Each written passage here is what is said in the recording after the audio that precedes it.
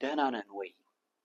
እንግዲህ በጥንት ጊዜ ኢትዮጵያውያን ሲገናኙ እንዴት አደራችሁ፣ እንዴት ዋላችሁ፣ እንዴት ከረማችሁ የሚባል አይነት ሰላምታ ነበራቸው። በጣም ያገኙትን ሰው ደህንነት ለማወቅ የመፈለግ አይነት የሚመስል ዝንባሌ ያለው የሰላምታ አይነት ነበራቸው። በአሁኑ ጊዜ ደግሞ ሀይ የተለያዩ አይነት የሰላምታ አይነቶች አሉን። እንግዲህ ደህንነታችን ግን ከጊዜ ወደ ጊዜ ችግር ውስጥ እንደገባ የሚያሳዩ ነገሮች አሉ። እንግዲህ ሰዎች ራሳቸውን ያጠፋሉ፣ በቀላሉ ግጭት ውስጥ ይገባሉ።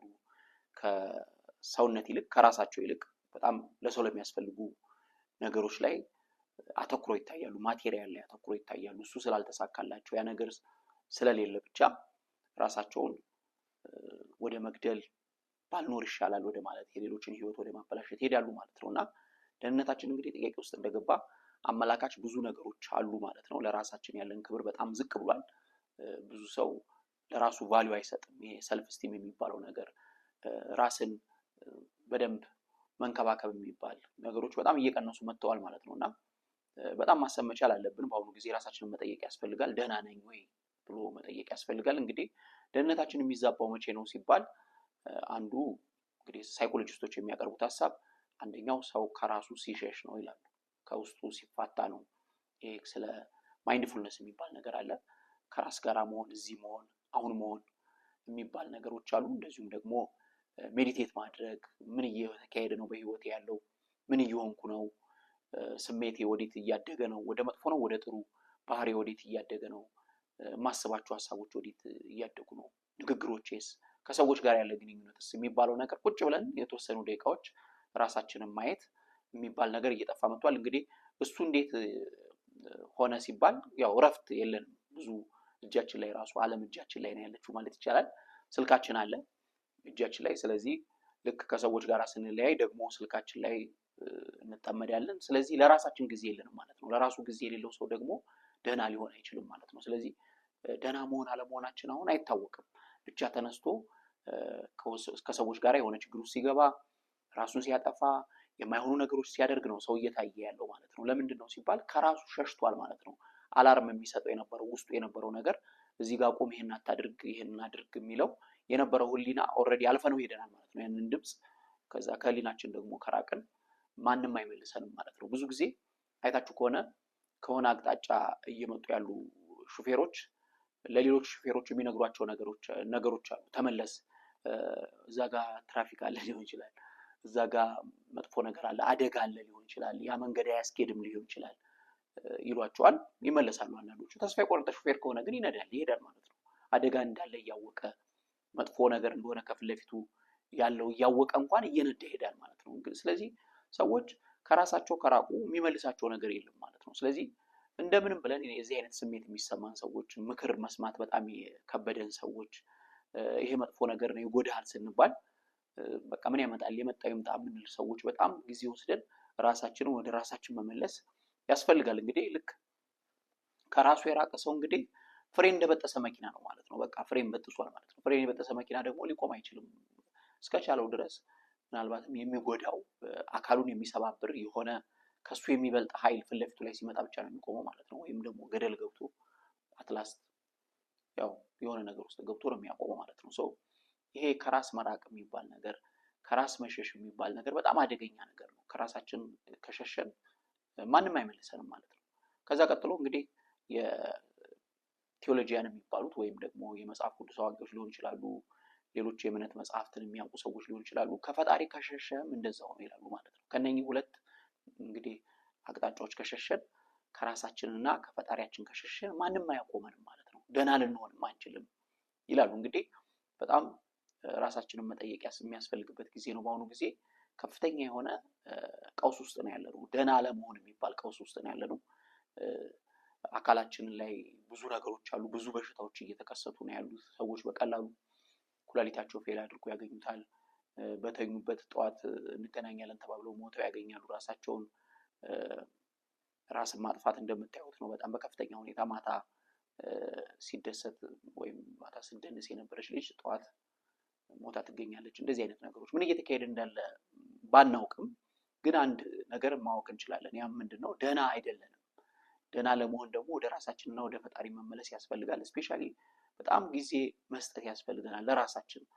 ስልኮቻችን ጥሩ ናቸው፣ ጠቃሚ ናቸው። ግን በስልኮቻችን ላይ ያሉ ደግሞ ዲጂታል ዌልቢንግ የሚባል ምን ያህል ስክሪን ላይ እንዳጠፋን፣ ስልካችን ላይ ምን ያህል ሰዓት እንዳጠፋን የሚነግረን አለ ማለት ነው። ስለዚህ ለራሳችን ምን ያህል ጊዜ ነው የምንሰጠው? ለምሳሌ አንድ ሰው ጤናማ ለመሆን 8 ሰዓት መተኛት አለበት፣ ከ6 እስከ 8 መተኛት አለበት ይባላል። ይሄ አቬሬጅ የሚባለው አድልት የሆነ ሰው ማለት ነው። ያው ህፃናት ብዙ ሰዓት መተኛት አለባቸው። ያ ብዙ ሰው አልጋው ላይ ነው እንጂ ያለው አይተኛም። 4 ሰዓትም አይተኛም ራሱ በአሁኑ ጊዜ። ለምን? ስልኩ ጋር ረጅም ሰዓት ነው የሚያጠፋው። ሌሊቱን ሙሉ ቁጭ ብለው የሚያድሩ ልጆች አሉ።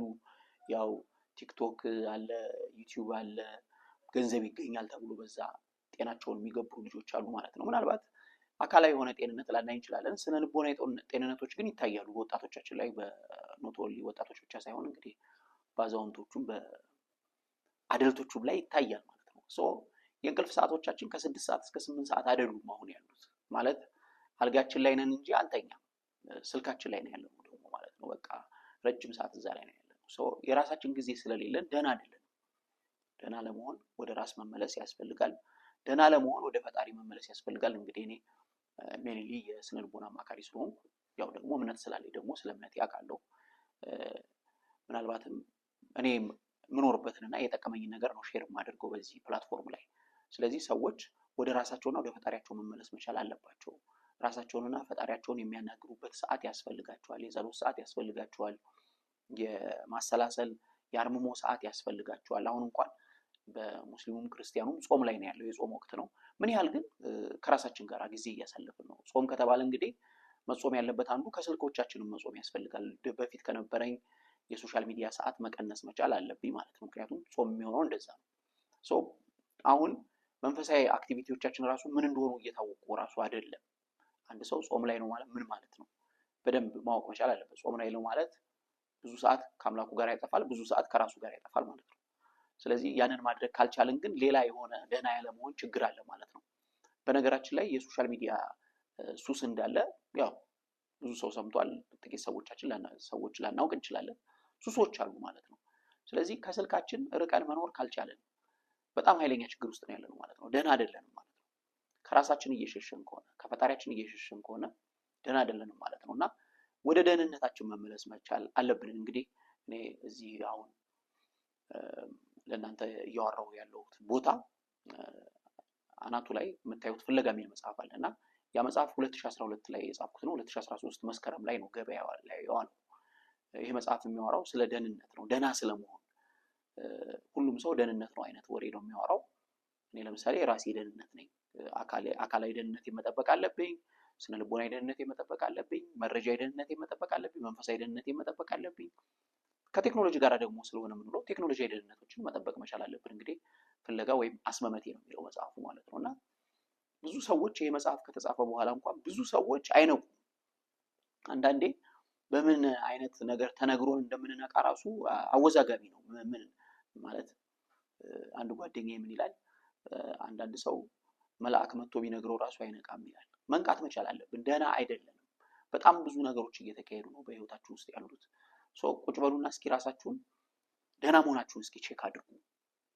አንዳንድ ሰዎች በቃ ደህና ሰው የሆኑ ይመስላችኋል። እኔ ልቤ ንጹህ ነው፣ ሰዎች ናቸው ክፉ። በአሁኑ ጊዜ ሁሉም ሰው ተጠይቁት ሰው ጎዳይ ነው የሚላችሁ። ሰው ጎዳው የሚላችሁ ሰው አታገኙም። ሰው ጎዳይ ነው የሚላችሁ እና ሪሊ ደህና ነው ወይ? ትልቁ ጥያቄ ደህና አድራችኋል ወይ? ደህና ውላችኋል ወይ? ደህና አምሽታችኋል ወይ? ደህና ከርማችኋል ወይ? ደህና ናችሁ ወይ? መጠየቅ አለብን። ደህና ነኝ ወይ ብሎ መጠየቅ አለበት ሰው ራሱን ማለት ነው። ከዛ ይተርፋል ማለት ነው። ፐርሰናሊ አንድ ሰው ደህና ካልሆነ ያ ደህና አለመሆኑ ለአካባቢው ለሀገሩ ይተርፋል ማለት ነው። አሁን እልቀቢስ ጦርነት ውስጥ ነው ያለነው በዓለም ደረጃ። በሀገር ደረጃ በጣም ብዙ የእርስ በርስ ጦርነቶች አሉብን። ደህና ነው ታዲያ ከፍተኛ የሆነ የፍቺ እና ያለመግባባት፣ ድሮ ጓደኛ የነበሩ ሰዎች ዛሬ ጓደኛዎች አይደሉም። ድሮ በጣም ለመገናኘት የሚነፋፈቁ ሰዎች ዛሬ እንደው አይኑን አለየው የሚባልበት ነገር ውስጥ ነው ያለነው። ደህና ነን ወይ? ይሄ ትልቅ ጥያቄ ነው። ሚዲያዎቻችንን ብትመለከቱ እረፍት የላቸውም። ስድድቡ መሰዳደብ ነው፣ እርስ በርስ አለመከባበር ምናምን ነው የምናየው ማለት ነው።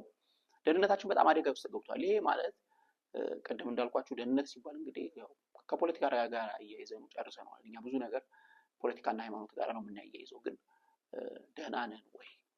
ፐርሰናሊ እኔ ደህና ነኝ ወይ? ፐርሰናሊ ኮሚኒኬሽን ደህና ነው ወይ? ስሜቴ ደህና ነው ወይ? ሐሳብ ላይ እንዴት ነኝ? ትክክለኛ ሐሳብ ነው ወይ ማስበው? መለኪያ ሚዛኔ ትክክል ነው ወይ? ቅድም እንዳልኳችሁ ከውስጡ ሰው ሲርቅ አንዱ ሚዛናዊ አይሆንም። ሚዛናዊ መሆን አይችልም። ሚዛኑን ነው የሚሰብረው። ህሊናችን ይጮሃል፣ ይሄን አታድርግ፣ ይሄንን አቁም፣ እዚህ ቦታ አትሂድ፣ እንደዚህ አታድርግ ምናምን የሚለውን ይነግረናል ለተወሰነ ጊዜ ማለት ነው። ከዛ መስማት ስናቆም ግን ምን እየሆነ ይሄዳል? እየደነዘዘ ይሄዳል። አትላስት ዝም ይላል ማለት ነው። ስለዚህ ሚዛናዊ መሆን አንችልም። አሁን ሚዛናዊ መሆን በጣም ቸግሮናል። ደህና ነን ወይ? ህይወት ገንዘብ ብቻ አይደለም። በቀደሙት ቪዲዮዎች ላይ የሰራሁት ስለ ሀብታሞች ነው። ሀብታሞች እንዴት ነው ሀብታም የሆኑት አይነት ነገር that is good። ኢኮኖሚያዊ ነገሮቻችንን ማስተካከል አለብን፣ ማሳደግ መቻል አለብን። ግን ለኢኮኖሚያችን ብቻ የምንሮጥ ከሆነ የቤተሰባችን ውስጥ ችግር ይፈጠራል፣ ጤናችን ላይ ችግር ይፈጠራል፣ ብዙ ችግሮች ይፈጠራሉ ማለት ነው። እንግዲህ እኔ የምከተለው ላይፍ ስታይል 5 ኬትስ ላይፍ ስታይል ይባላል። ጤንነትን፣ ከሰዎች ጋር ያለን ግንኙነትን፣ ስፔሻሊ ቤተሰብን፣ ኢኮኖሚን፣ ሌሎችን ማገዝ እና መንፈሳዊነትን ባላንስ አድርጎ መኖር፣ እነኝህን 5 ነገሮች ማመጣጠን ያስፈልጋል። አሁን ሰዎችን ሁሉ ስንመለከት ሁሉም ሰው ገንዘብ ላይ ብቻ ነው ያተኮረው ማለት ነው። ህይወት ገንዘብ ብቻ ነው ወይ? ገንዘብ ላይ ብቻ የሚያተኩር ማንነት ደህንነት አይደለም፣ ደህና አይደለም ማለት ነው። ያሰው በጣም ብዙ ነገር አለ። አንደኛ እሱ ከገንዘብ ይበልጣል፣ ከሚሰራው ስራ እንበልጣለን። እኛ ከተሳኩልን ካልተሳኩልን ነገሮች እንበልጣለን። ዛሬ ካልተሳካልን ነገ ይሳካልናል።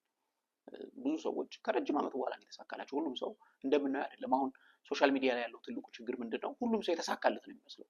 የቤቱ ግን ስትሄዱ ወይም ቀረብ ስትሉት ግን ሌላ ሰው ነው ማለት ነው። ምናልባትም ነገ ጧት ራሱን የሚያጠፋ ሰው አይነት ነው ማለት ነው። ይሄው እንደምናያቸው ማለት ነው። ሰዎች ሲደንሱ አድረው የሆነ ነገር ጧት ላይ የለም ማለት ነው። ራሱን የሆነ ነገር አድርጓል፣ ራሱን አንቋል ምናምን አይነት ነገር። ስለዚህ የምንቀናባቸው ህይወቶች ምናልባት የውሸት ህይወቶች ሊሆኑ ይችላሉ ማለት ነው። ለራሳችን ጊዜ እንስጥ፣ ከራሳችን አንሽሽ፣ ራሳችንን እንስማ፣ ራሳችንን የምንሰማበት ጊዜ ይኑረን። ከዛ ደግሞ ፈጣሪያችንን የምንሰማበት ጊዜ ይኑረን። እንግዲህ በአሁኑ ጊዜ አንዳንድ ሰዎች እኔ በፈጣሪ አላምንም ምናምን ይላሉ። ትንሽ አስቸጋሪ ነገር ነው። ኢትዮጵያ ውስጥ በጣም ብዙ ችግር ያለበት ሀገር ነው። ብዙ ችግር ያለበት ሀገር ደግሞ ሁሉንም ነገር በራሴ እፈታለሁ ብሎ ማሰብ በጣም ሞኝነት ይመስለኛል። እኔ እንግዲህ አንዳንድ ሀገሮች ራሳቸውን ኢኩዊፕድ ስላደረጉ በኢኮኖሚም፣ በምንም፣ በሳይንሱም፣ በሕክምናውም ራሳቸውን ስላበቁ አይ እኛ ምን ያስፈልገናል? ሁሉም ነገር ስላለኝ አያስፈልገኝም። አንድ አፍሪካዊ ለአንድ አውሮፓ ውስጥ ላለ አንድ ሀገር የሚኖር ሰው ይመሰክርለታል። እንደዚህ ሃይማኖት ተቀበል፣ እንደዚህ አድርግ፣ ክርስቶስን ተቀበል፣ እንደዚህ አድርግ ሲለው አይ እኔ ሁሉም ስላለኝ አልፈልገውም። ይሄ እኮ የሚያስፈልግህ ለአንተ ነው። ምክንያቱም አንተ ሀገርህ ማግኘት ያለብን ነገር ሳታገኝ እዚህ ስደተኛ ሆነ ስለመጣ ለአንተ ነው የሚያስፈልግህ አለው ማለት ነው። እና ብዙ ነገር የተሟሉላቸው ሰዎች ዲናይ ወደ ማድረግ ሄደዋል። ድሃ ግን በእግዚአብሔር አላምንም ቢል ማለት ትንሽ ይከብዳል በራሱ ማለት ነው። እና ሀብታምም ድሃም ያው በእግዚአብሔር አላምንም ማለት በራሱ ትልቅ ችግር እንደሚያመጣ የታወቀ ነው። ግን ድሃ ደግሞ ሲሆን ደግሞ ይብሳል። ድሃ ሀገሮችም ስለሆንን ያው ብዙ ነገር አለን። ድሃ ነን ማለት ጥረት አለብን ማለት አይደለም። ግን አባካኞች ስለሆንን ከድህነት አንወጣም። ያለንን ነገር በትክክል አንጠቀምም። ስለዚህ በትክክል ስለማንጠቀም ደግሞ ከድህነት አንወጣም። እና እዚህ ሀገር ውስጥ እኔ በፈጣሪ መኖር አላምንም ምናምን የሚለው ትንሽ አደጋ ሊሆን ይችላል ማለት ነው። ብዙ ስራዬ ካውንስሊንግ ስለሆነ ሰዎችን ማማከር ስለሆነ ብዙ ቢሮ የሚመጡ ሰዎች እንደዚህ አይነት ነገር ያሳያሉ። እኔ በፈጣሪ አላምንም፣ ከዛ ያምሮ በህመም ውስጥ ገብቷል ማለት ነው። እዚህ ሀገር ብዙ ነገሮች መንፈሳዊ ነገር ነው እያከመን እየኖርን ያለ ነው ማለት ነው። ብዙ ነገር ያልተሟላበት ሀገር ነው። ያ የሆነው ምንም ስለሌለ አይደለም። ኮራፕትድ የሆኑ ሲስተሞች አሉ። በጉልበት የሚኖርበት ሀገር ነው። በጣም ብዙ ነገሮች አሉት ማለት ነው። በዛው ህክምናው ወደ ሆሊስቲክ አፕሮች ሄዷል። ባዮ፣ ሳይኮ፣ ሶሻል፣ ስፒሪቹዋል አፕሮች ላይ ደርሷል ማለት ነው። አንድ ሰው ባዮሎጂካል ነገሮች አሉት፣ ስነልቦናዊ ነገሮች አሉት፣ ሶሻል የሆኑ ነገሮች አሉት፣ እንደዚሁም ስፒሪቹዋል የሆኑ ነገሮች አሉት። አንድን ሰው ደህና ለማድረግ እነኚህን ቦታዎች ማሟላት መቻል አለብን ወደሚባል ተመቷል ማለት ነው። ወደ ባዮ፣ ሳይኮ፣ ሶሻል፣ ስፒሪቹዋል አፕሮች መጥቷል ማለት ነው። የምናጣቸው ነገሮች ይበዛሉ። ዞሮ ደግሞ እኛም ባለ 3 ክፍል ቤት ነን ይባላል። እንግዲህ አካል አለን፣ ነፍስ አለን፣ መንፈስ አለን። ስለዚህ መንፈሳችን ከመንፈሳዊ አካል ጋር ነው የሚገናኘው። ነፍሳችን ነፍሳዊ ከሆነ ነገር ጋር፣ እንደዚሁም አካላችን ደግሞ አካላዊ ከሆኑ ነገሮች ጋር የመገናኘት ነገር አለው ማለት ነው። ስለዚህ መንፈሳዊ ዓለምን አክሰስ ማድረግ ማንችል ከሆነ ጭንቀት ውስጥ እንገባለን ማለት ነው። ድብርት ውስጥ እንገባለን ማለት ነው። እና ይሄ ምናልባት ብዙ ሰዎች ድብርት ውስጥ ይገባሉ ብዬ ነው የማስበው። ብዙዎችንም ሳይ እዚህ ሀገር በፊት ብዙ መልስ የሚያገኙት በመንፈሳዊ ቦታ ነበረ። መንፈሳዊ ነገርን ተዉ። ከዛ ስነ ልቦናውንም በደንብ አላሳደጉም። እዛ እድገት ውስጥ አልገቡም። ስነ ልቦናውን በደንብ አይጠቀሙትም። የስነ ልቦና እውቀት የላቸውም። ስለዚህ ራስን ወደ ማጥፋት ይሄዳሉ፣ ወደ ድብርት ይሄዳሉ፣ ወደ ግራ መጋባት ይሄዳሉ። ስለዚህ በመጀመሪያ ብዙ ነገሮችን ከሰራን በኋላ ነው ስነ ልቦና ላይ ዲፔንድ ማድረግ ያለብን። ዛሬ እንግዲህ ትንሽ ጠንከር ያሉ ምክሮች መምከር ጥሩ ነው ብዬ ስለማስብ ነው። ምክንያቱም እኛ ቢሮም አካባቢ ፐርሰናሊም በስልኮቻችን በምንሰራውም በማይንድ ዘማይንድ ላይ ባለው ነፃ የስነ ልቦና ድጋፍ ብዙ ሰዎች መሰረታቸው ተንዷል ማለት ነው። የተናደ መሰረት ነው ያላቸው እና አየር ላይ ነው ያሉት። እኔ እንደዚህ አላምንም፣ እንደዚህ አልሰራም ምናምን። ቼክ ዩር ቤዝ ፈርስት። ፋውንዴሽንን ቼክ ማድረግ ያስፈልጋል። መሰረታችን ተንዶ እያለ 14ኛ ፎቅ ላይ ልንቆም አንችልም ማለት ነው። መሰረታችን ከተናደ ኦልሬዲ 14ኛው ፎቅ የለም ማለት ነው ቶታሊ። ስለዚህ መሰረቶቻችንን ማጽናት ያስፈልጋል። ወደ መሰረታችን መመለስ ያስፈልጋል። የመጀመሪያው መሰረት ከራስ ጋር መገናኘት ነው። ከራስ ጋር ደህና መሆን፣ ከራስ ጋር መታረቅ። እንግዲህ ከራሳችን ጋር እርቅ ከራስ ጋር የሚባል ፕሮግራም ያላት እህታችን አለች፣ ፍጹም ትባላለች። እሷን ማግኘት ማለት እሷ ፕሮግራም ላይ ተሳተፉ። የእሷ ፕሮግራም ብዙ ጊዜ ጥቂት ሰዎች ብቻ ነው የማየው። ብዙ ግን ከራሱ ጋር የተጣላ ሰው ግን ከተማው ውስጥ አለ። ብዙ ከራሱ ጋር የተጣላ ሰው አለ፣ ግን አይሄድም እዛ ፕሮግራም ላይ ማለት ነው። ስለዚህ የት ነው ታዲያ እየሄድን የምንታከመው? የት ነው? ምንድን ነው? ከራሳችን ጋርም አይደለንም። ከራስ ጋር ታረቅ የሚል ሰውም አንሰማም። ሃይማኖታዊ ቦታም አንሰማም። የት ነው ያለነው ታዲያ? ለምን ራሳችንን እንሸውዳለን? ደህና አይደለንም። አገሩ ደህና አይደለም። ብዙ ሰው ራሱን እያጠፋ ነው። ራስን ማጥፋት ማለት ባይዞ አንቆ መግደል ወይም ከፎቅ ላይ መከስከስ ብቻ አይደለም። ራስን ማጥፋት ማለት ነገ ሊጎዳን የሚችል ነገር ውስጥ መገኘት ራስን ማጥፋት ነው። ነገ ሊጎዳን የሚችል ሀሳብን ማስተናገድ ራስን ማጥፋት ነው። እነኚህ ነገሮች ሁሉ ራስን ማጥፋት ናቸው። ሂደታዊ የሆነ ራስን ማጥፋት ውስጥ ገብተናል ማለት ነው። ነገ ሊጎዳኝ የሚችልን ሀሳብ የምሰማ ከሆነ ራስን ማጥፋት መንገድ ውስጥ ትራክ ውስጥ ገብቻለሁ ማለት ነው። ነገር ሊጎዳኝ የሚችል ነገር መወስድ ከሆነ ሰብስታንስ አቢዩዝ ማድረግ ከሆነ አልኮሉን ሱሰኝነት ውስጥ ገብቼ ከሆነ የድራግ ሱሰኝነት ውስጥ ገብቼ ከሆነ ራስን ማጥፋት ውስጥ ነው ያለሁት ማለት ነው። የራስን የማጥፋት ትራክ ውስጥ ነው ያለሁት ማለት ነው። ስለዚህ ደህና አይደለም።